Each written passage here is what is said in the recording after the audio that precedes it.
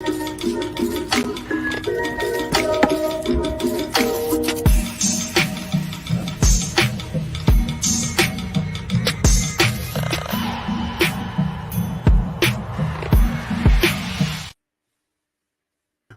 right, well, here we Jeannot.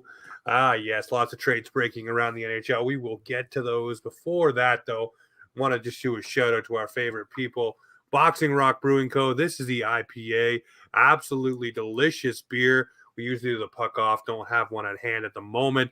There's more coming to the door. Always great to have the big beer for the big game. Thank you, Boxing Rock, for supporting Offside Hockey Talk. All right, let's get into the nitty gritty here. There's something that happened on the ice that should not happen on the ice. Absolutely disgusting. You don't do this. Keandre Miller knew better. You could see it on his face. He knew after he did it that he done fucked up. And we look back. We were just talking before we jumped on about Brendan Lemieux, how he bit someone, got 5 games. I think Keandre Miller is either going to get 5 to 10 on this one. That's despicable. You don't do that stuff. It's just gross. Why would you resort to spitting on someone if you're that mad? You know, drop your gloves, chuck some knucks, you know, do something else. But just hawking a loogie in a guy's face, probably hit his visor, but just gnarly, man. Just the thought of it turns my stomach. Like, what are you doing?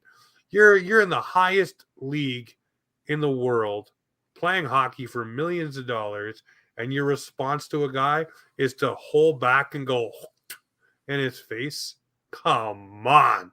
That's the most disrespectful thing you can do, other than be Jake Paul and lose to Tommy Fury. I have a question, and it's only due to like racial shit that happens on the ice. If something racially had been said towards him, how do you feel about that instant? I know it's a tough question. You know, it's a loaded question.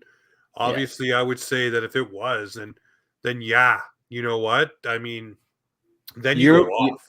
Your scum move versus my scum move. It's yeah. Well, I mean, the old adage they always taught you, Dilly, when you were a kid, is 2 wrongs don't make a right. Take the high road. I know it's hard to take a high road with a maneuver on the ice. Like that. It's hard. On the ice, it's hard. It's very much so is hard. But and I, you know what, I never reached anywhere near the NHL level of play myself. No. But you know what, the levels I did play when things happened, you got heated. But I would say that if someone dropped something racial, I would almost say all bets are off. But at the same time, and this is going to sound really bad, I'm not trying to put it this way, but if something racial was said on the ice, then all eyes are on the person who is being called those things and how they respond. Yeah, that's right. And how they conduct themselves. You want to throw knucks. You want to go nuts like Troy Stetcher did on what's his nuts there over in Anaheim on Zegras. Yeah. That to me is what you do. You go crazy. You go ballistic. You make it known what was said. You make it known it was inappropriate. You know, spitting on him kind of takes if it was racially charged, that still should be a thing that is taken care of for sure. Yeah, but it takes away from what you will try to bring light to by spitting on the guy. I'm not saying that's what happened tonight. I don't know if that's no. I don't think it was either. It was just something that crossed my mind that, like, but obviously, that is it's a no-fly zone, so you don't do it. You don't say racial things on the ice, and you don't pull that card like an arsehole. So yeah, for me, I look at it and say, you know, if you spit on someone because of that situation, again, I think you're taking away from lighting that person up under a spotlight. Yeah. Because it makes it more about what he said and what you did. If you blow up on him in short fuse, that's understandable. Yeah. That's understandable because you should.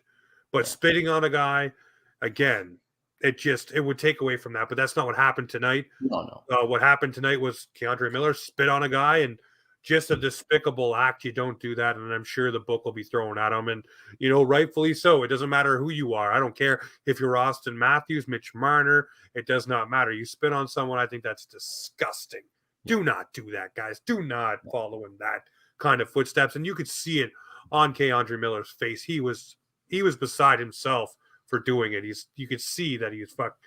like, oh shit, I shouldn't have done that. I know I Yeah, shouldn't have done that. he Because didn't look now you're labeled, right? You're instantly labeled. You look at Brandon Lemieux, he's labeled too. Is he labeled as a biter, a greasy little fucker that does stupid shit like that, right? It follows you, and it will follow you for a long time. Brad Marchand looking guys, right? That followed him yeah. forever. PK doing that slew fit that 1 The year. slew, yep. But yeah, no, totally uncalled for. I don't think it was. He didn't look like he was upset at anything, but regardless, it's something I would probably get pretty amped up about somebody doing. Yeah, for sure. All right, well, let's swerve it back to these guys right here, the blue and white, who had a game tonight. We'll get to that shortly. The Maple Leafs this week, Dylan. There was a guy that sat here in this chair last week and said they'd go 3-0. Said they'd go 3-0. And I don't see him. I'll just take off my hat and tip it towards everyone. Yeah, I had a feeling they would do well. I did say that it would be a battle in a couple of the games, but you know what? They played some playoff style hockey against the Minnesota Wild. The Buffalo game, that was just fun. We got to talk about that on Wednesday night, but it was just fun to see the Leafs finally pump them in Buffalo. Pumping 6 goals. The line with Ryan O'Reilly getting the Hattie, beauty. Mitch Marner looking good, beauty. Then you go into mini, and I'll say this about Minnesota, Dylan. The Minnesota game to me was a playoff style game. Minnesota's good on the PK, good on the power play. They're defensive minded. They don't score a lot of goals, but they make sure they protect their net. And the Leafs were able to stay with a full game and not get frustrated, not take dumb penalties, and shut it down, keep it 1-1, then get themselves to overtime. And of course, Wee Willie walks off the wall, stripping the puck, and just puts it in. And if you haven't already, go listen to Bonesy's call on it. Beauty. Let's go. But then I want to know what you think, though. Like this week, obviously 3-0 is good. Sammy looking good. Yeah. What do you feel about the boys? I know we'll talk about the game that just happened shortly. The Buffalo game was not a surprise that O'Reilly was going to score. I didn't think he was going to score a hat trick, but regardless, it was a beautiful game by him. The Minnesota game, I've kind of noticed something about Minnesota, and I think it was brought up on, I think it was Steve Dangle's podcast. They are a team that is top on the power play and top on a penalty kill, but on 5-on-5 they struggle, and they struggle hard on 5-on-5. Now, I paid attention to the score today. I do believe there was 2 power play goals, both scored by Kirill Kaprizov, and an OT winner scored by Kirill. He had a hattie today. They just like they're the type of team that I know that they kind of lean on Kirill a lot for the offense, and they do have a little bit more of those younger guys coming up and providing that offense, but they don't have a lot of they don't have a lot of guys to look at anymore that are going to score. Is Zuccarello still on their team? I think he is. Yeah, Zooks is their second biggest scorer on their team. And by the way, you talk about the Steve Dangle podcast, but there's a guy who dropped a prediction season video who mentioned all of those things about Minnesota in that video, saying 5-on-5, the Leafs should be able to go to town here because Minnesota struggles in that regard, and they are top 5 on power play, and they're top 7 in the league on the penalty kill. So their special teams definitely are top echelon, and they rely on both of those to get them through games, as you just said. 100%. Yeah, no, and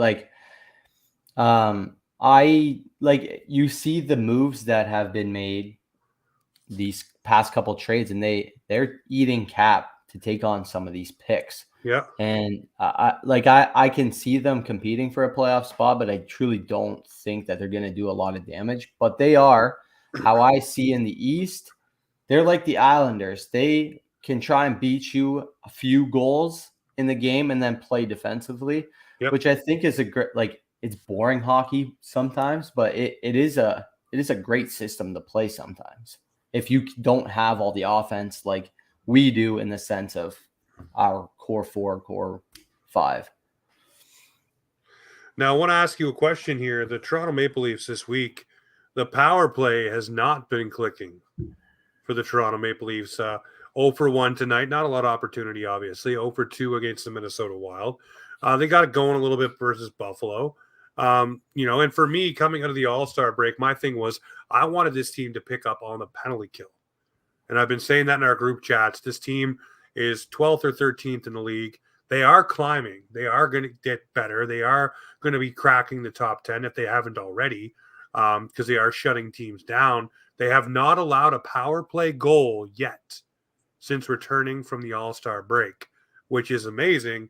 It's a great feat, but you're about to go up against a team in the Edmonton Oilers that are going to try your merit with guys like Leon Draisaitl, Zach Hyman, and a guy named Connor McDavid. We'll get to the week that will be in a moment.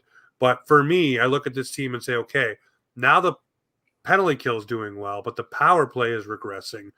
One thing that I would like to see here is I would like Ryan O'Reilly placed on that first unit and maybe JT taken off, put Ryan O'Reilly in front of the net, or try to disperse the wealth between both power play units and just see what you can do to get something going.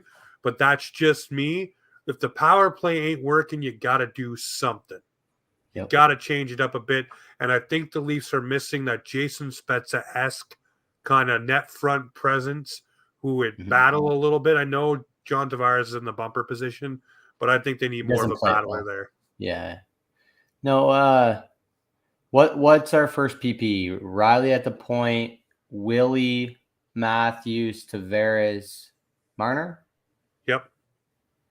So I think and I know Bunting battles in front of the net. Like I think he would excel well, but I do think I do like having a right-handed shot on this side and a left-handed shot on this side. So I would say keep Mitchie here and Matthews here, put O'Reilly here, and if Bunting or who the hell am I thinking? Or a Kerfoot. I think Kerfoot could run around the back of the net and move the puck to the side guys. And then you take Willie to the second along with Tavares. And I think that could disperse the power play pretty well and the offense pretty well. And it would allow some of the minutes on the power play to be a little bit more even. Yeah. I don't know. They're trying to do it the old school kind of way, like the Ovechkin way. Keep that first unit out there for almost a full 2 and then have the other one eat up about 45 seconds, which, okay, I understand. But eventually, like I said in our groups, you got to have your power play and your penalty kill going full steam, ready to go for the playoffs. And we will see what happens, when we move forward. But the week that was, ladies and gentlemen, 3-0 for the Toronto Maple Leafs. And, they do create some separation now with the Tampa Bay Lightning, which is great. Tampa Bay getting pumped today. I'm just trying to pull up the standings here to give an accurate reading of where the wild card and everything is at. So now Toronto with 82 points and Tampa with 78, a 4-point spread. Tampa has one game in hand, but the Leafs, if they want to keep this rolling in the way they need to make sure they keep banking these points when they matter the most. All right, that was the week that was, folks. Now the week that will be for the Toronto Maple Leafs, well, we have the Edmonton Oilers, a 9 o'clock start time, 10 o'clock out here. And then we have the Maple Leafs and the Flames right after that, the next day, 10 o'clock start time. And then we have the Canucks on Saturday night, hockey night in Canada, regular 7 p.m. Eastern start time. So I'm looking at this week and I say, okay, Calgary is fighting for their playoff lives and things aren't going well in Calgary. That could be a game that you win, and that may be Matt Murray's first start for the Maple Leafs in a long, long while, as he is accompanying this team on the road trip and will probably be an option between the pipes. But I do have a little bit of theory here. So he hasn't been pulled off of LTIR yet. He hasn't been placed on the active roster. He is traveling with the team. I think you don't see Matt Murray until Saturday at the earliest. And here's why. Because Friday is trade deadline day. The Maple Leafs want to make sure they have open cap. So if they want to be able to acquire a player, then they may be able to do so. So I think it depends on who starts in Calgary. That could be a winnable game for the Maple Leafs, whether it's Wool or whether it's Murray. But to me, I think the Leafs leave all of their options open to be able to make moves right up until the last moment and still be able to move Matt Murray back off of LTIR if they have to, or if they want to, is what I should say. Yeah. So for me, I look at these 3 games and I go, I say 1-1-1. Okay. And I say the games the Leafs win, it's going to be they beat the Oilers, they go to overtime with the Flames, and they lose on Saturday night to the Canucks. And why do I say that? Because Saturday will be a collective relief for the players on the roster. It'll be guys kind of relaxing a little bit and realizing that they're here. There are also maybe new bodies in the lineup, new different things happening with the team, depending on who comes in, who goes out. A lot of rumblings happening of who may leave the Maple Leafs. But Dylan, what do you have for this week? I got 1-1-1. I'm not as optimistic as I was last week. So you said win against Edmonton or loss against Edmonton? Win against Edmonton, OTL loss against the Flames, and then outright loss to the Canucks. I think an overtime loss against Edmonton. I think we're going to win against Calgary and win against Vancouver. So 2-0-1. Ooh, all right. Dilly's going 2-0-1. All right, folks, that's the week that will be. Make sure you drop your week that will be coming up here. All right, let's get into the GBU, the good, the bad, the ugly, brought to you by our friends over at Smitty Sports Cards, dropping all the beautiful rookies we give away every single hashtag prediction season video time. So the good for me this week, the good is Ryan O'Reilly and Nola Shari paying dividends for the Toronto Maple Leafs, a trade that everyone said would be the undoing of Kyle Dubas.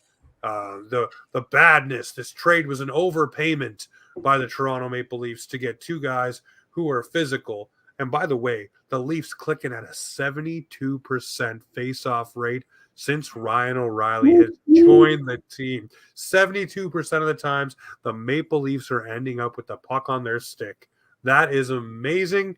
Hello, Ryan O'Reilly. Hello, Nola Shari. Dylan, what is your good for the week? My good for the week is Giordano with the record of block shots with 2,045, I do believe so. I don't know if he had any more blocks after the one that broke the record. I would have figured you would have saved that for your bearded Blue Warrior. Well, we can get to that later.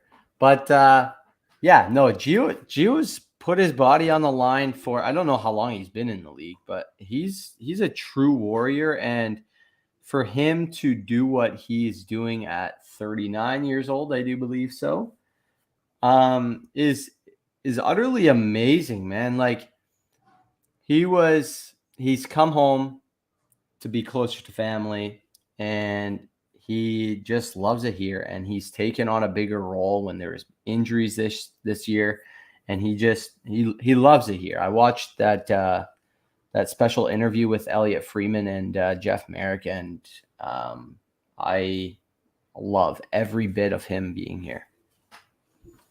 I fully agree with you. All right. So the bad this week, the bad is Matt Murray may be coming back.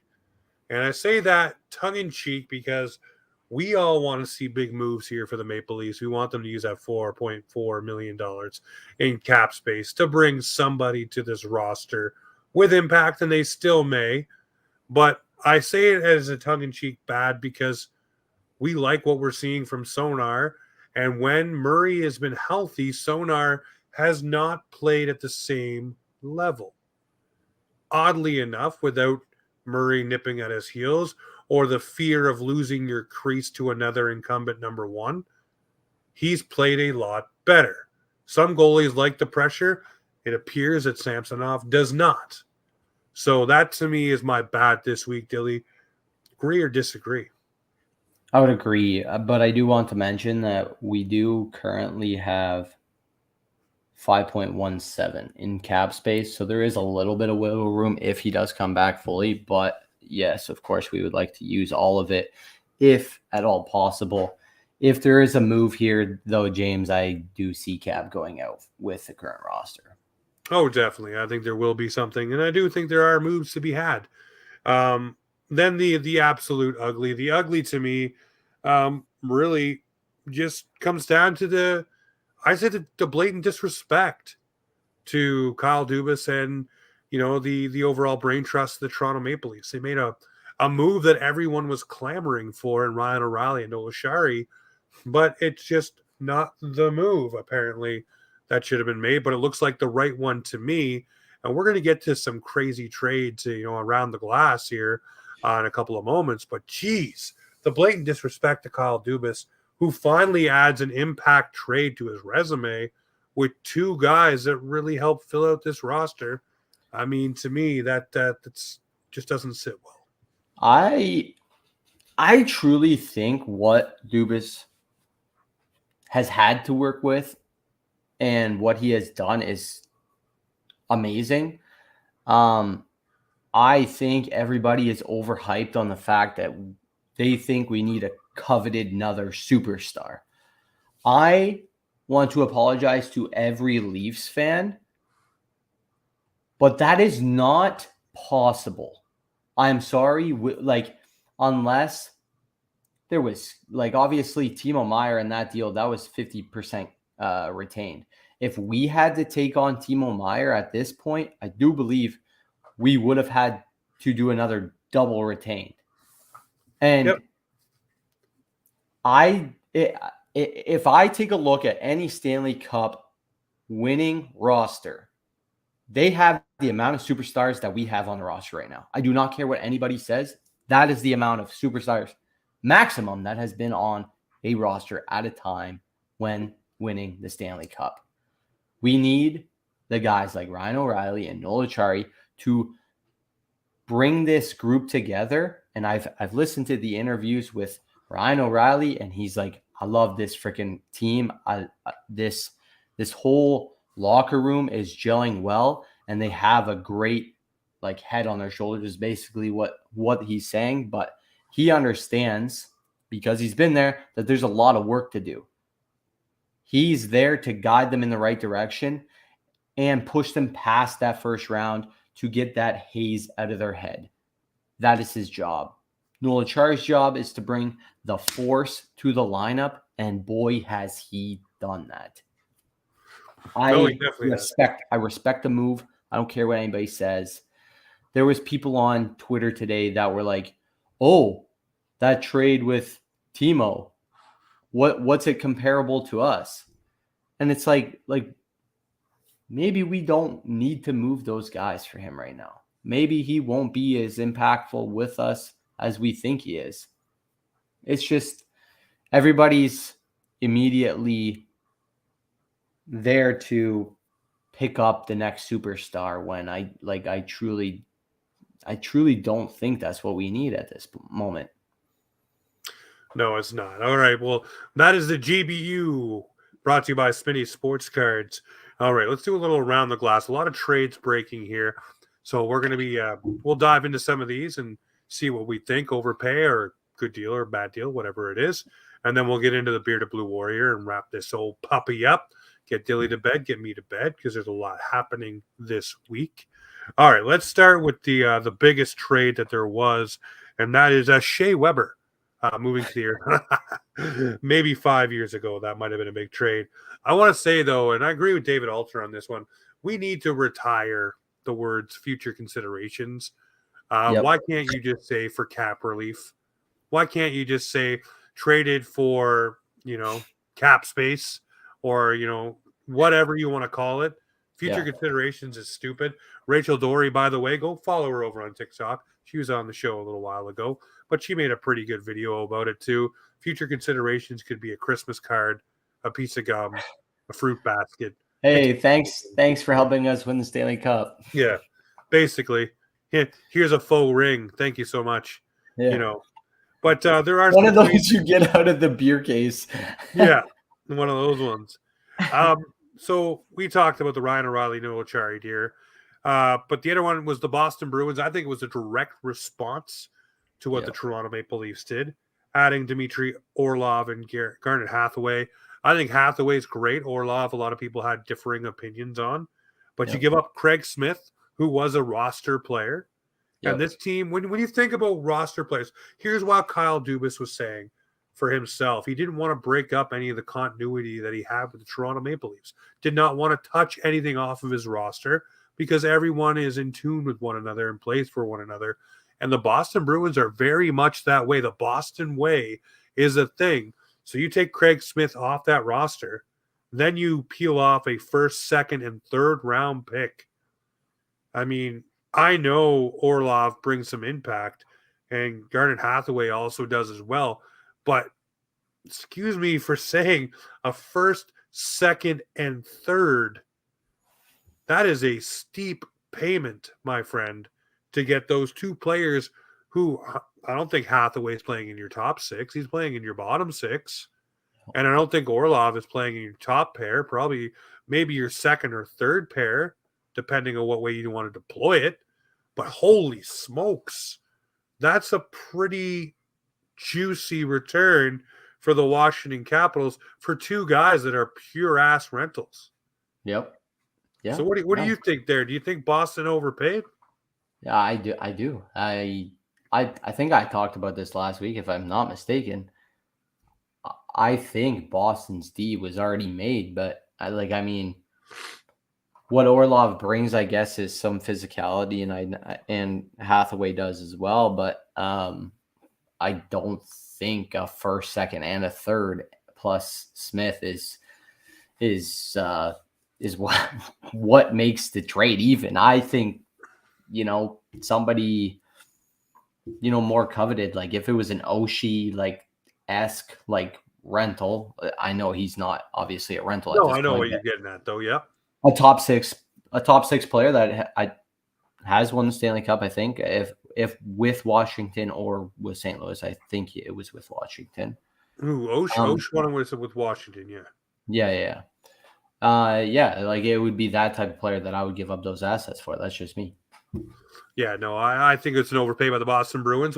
We'll stamp that one overpay, but you never know. It might pay off in the playoffs. So we'll see what happens. Another trade here that I think is fair value.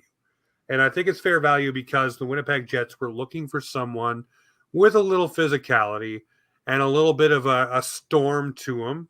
So El Nino comes into the Winnipeg Jets and only cost them a second round pick. And I don't think that's a huge overpay. He's a guy who can produce offensively, can be physical, doesn't back down from a challenge, good on the wall, goes in the corners. Pretty much a guy that the Winnipeg Jets fans will love. And a Yeah. second round pick, that's all it cost you. I don't think that's too steep, to be honest with No, you. I think this is like the most realistic trade here. Like if I'm thinking of NHL 23 trades, like that would go through like a no-brainer. Yeah, that would be a pretty simple one right there. So we'll label that one for the Winnipeg Jets and the Nashville Predators as hey, both people came out with what they wanted. Nashville's probably on the rebuilding side of things or trying to retool on the fly and getting some picks for it. And Niederreiter obviously gets a new home. We're not even going to talk about the Montreal and Dallas trade. I think that's just a nothing burger to me. Both those players just needed a new home. And both Well, it was also 50% retained. yeah, but I mean, really, what is Dallas going to do? I don't think Dallas is doing much, in my opinion. I was really hoping Dallas did a little bit more. I have a couple of teams that I cheer for in the West because the East, screw everybody out here in the East. It's a battle with us. Yeah. But Dallas and Minnesota are my teams that I like to watch and pay attention to because of their young players. And I would like to see Dallas do something because I do believe they're battling at the top of the Central there. But they don't have a lot of cap space. So No, I mean, again, to me, it's a nothing burger on the players. Yeah, the 50% retain is good. They end up saving. I think it was an additional On top of the 50%, $60,000 on the contract anyways. So, Yeah. they got a little bit more space to do something, but we'll see if there is something they can do. Jeannot has been everywhere over the past couple of Oh years, my though. God, that guy's just been all over the map. A trade that does interest me because it was a player that the Toronto Maple Leafs did get throwing into the Ryan O'Reilly Noachari deal was Ivan Barbashev. I really wish the Leafs maybe would have pushed a little bit further, but They it's all did right. try for a third player, I heard. Yeah, it was Ivan Barbashev. Elliot Friedman reported that it was, Yeah. but it didn't happen. Zach Dean, draft pick player. Some people are high on him, some people aren't high on him. It really just a magic beans right now. Yeah, Uh, it's what Zach Dean puts into it. yep, Basically, he has whatever he basically it's up to him how well he does, I guess. And if I think he was a former first round. he was a former first round player. Yeah, Yeah. so we'll see But what happens there. But I mean, yeah, obviously Vegas trying to add some some players, some some size. mojo, some swagger to their team, and we'll see what happens. Chicago Blackhawks send Jack Johnson back to the Colorado Avalanche. Excellent. That's a absolute nothing burger trade. Nothing going the other way. The other one that broke tonight was finally Timo time. Our boy Lippy all excited now. Timo Meyer, Scott Harrington, Terry, Hakakaka, Timor, can't even say it, man. Zachary Amond, and a 5th round pick go to the New Jersey Devils. Andreas Janssen, Shakir Mukamundala, Yep. Nico Okiewicz, Fabian Zetterland, 2023 first round pick, additional 2024 first round pick, and a 2024 7th round pick going to the San Jose Sharks. I would say this is an even deal. The Sharks get prospects. The Sharks get a roster player in Andreas Janssen, a Yes. couple of picks out of it. So they get exactly what they asked for. The second first rounder, I think, when you look at this, makes up for Holtz not being in this deal. Yep. Fully conditional, though, I think it's top 2 protected, and if they decide to, they can make it a 25th if they so please. And if they make it to the Eastern Conference Finals this year or next year, it becomes something or whatever. I don't know. And Timo has to play 50% of the games in the playoffs. Yep. So, I mean, congratulations, New Jersey Devil fans. You got yourself a solid player who will probably be with the organization for a little while. The next big trade is between Philly and Nashville. Future considerations comes up again, and Isaac Ratcliffe is going to the Nashville Predators. That trade happening around 11:30 p.m. One that just came through.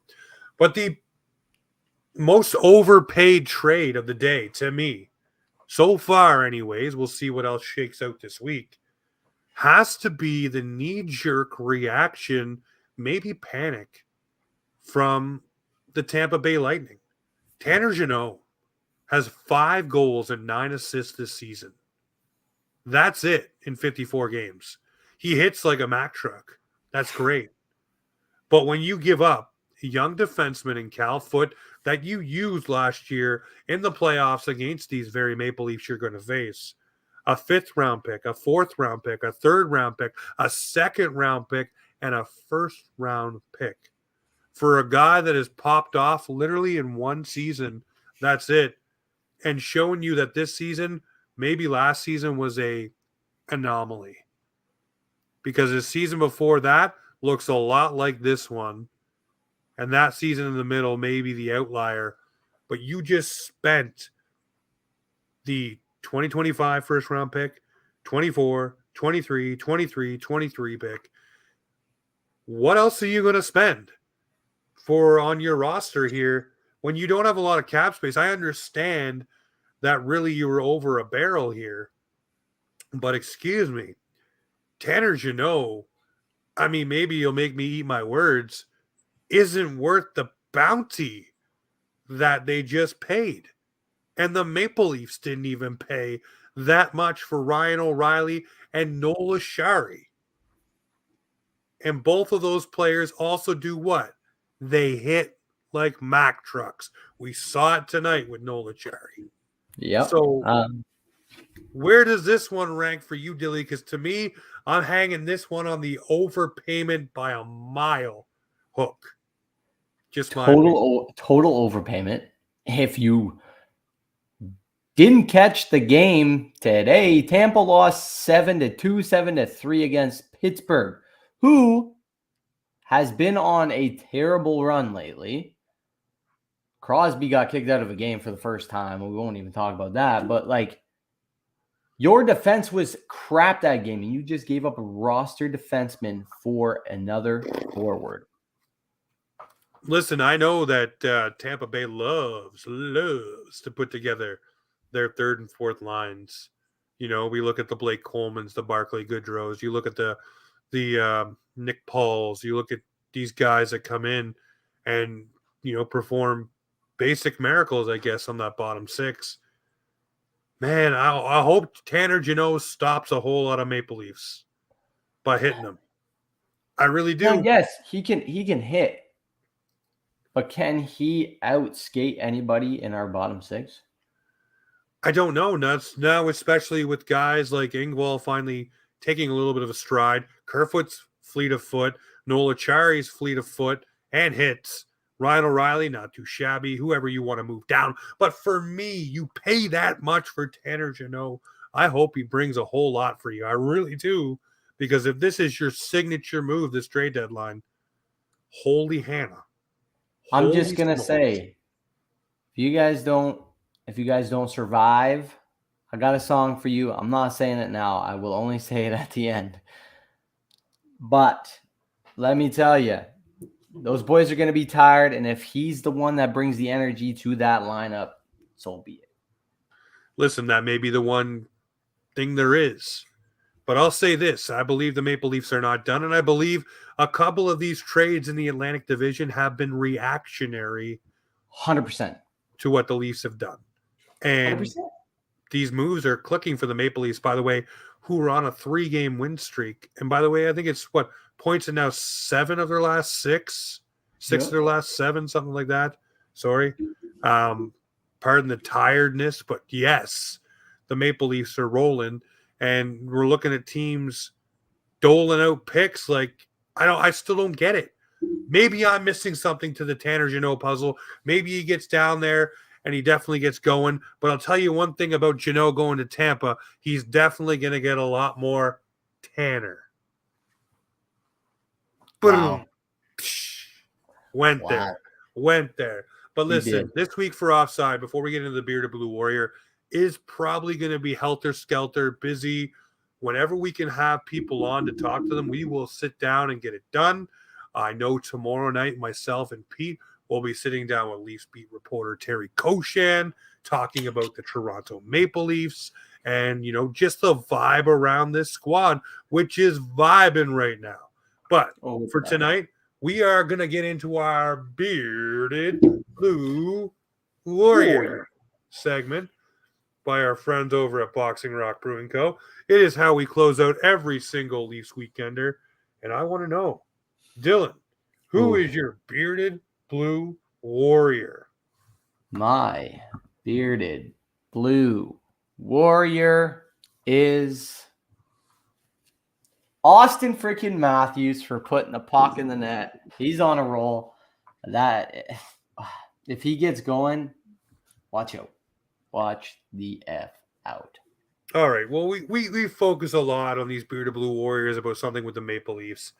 I'm going to talk about a 29-year-old who hung up the skates after winning the Calder Cup last year and then got a phone call and decided to keep on playing, went to Rockford, and then just popped off.